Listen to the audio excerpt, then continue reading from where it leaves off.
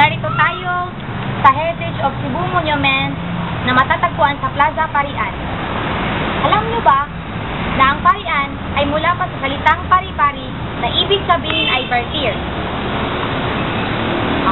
Ang pagpapagawa ng monumento ay nagsimula noong Hulyo taon ng 1997 at inagurahan noong ika-8 ng Disyembre taong 2000. At ang disenyo at konsepto ng pagpapagawa ng monumentong ito ay mula pa sa isa sa pinakasikat na sculptor na taga Cebu na si Eduardo Castrillo.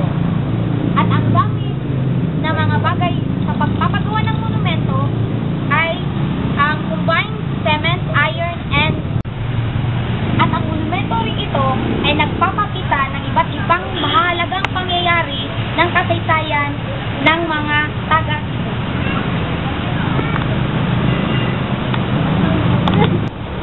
So narito ang ilang bahagi ng monumento. Sa bandang likod ko, makikita natin ang monumento nila Lapu-Lapu na nagsipaglaban sa mga Espanyol. Susunod.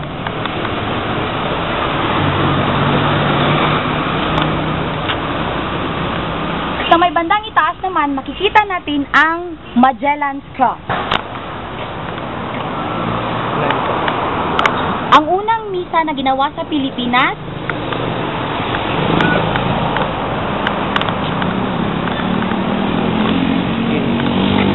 ang simbahan ng Basilica del Santo Niño,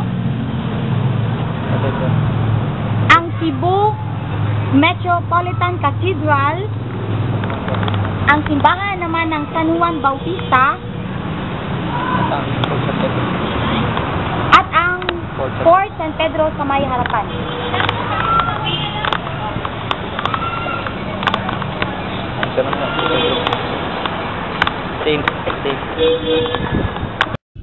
So, etong monumento naman, ang monumento ng ating santo na si Saint Pedro Calungsod.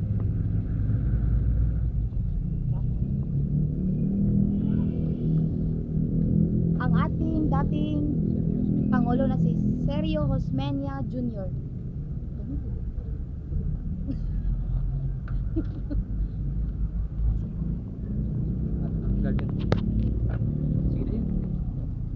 At ang galleon trade na ginawa o dinala ng mga Espanyol sa ating bansa.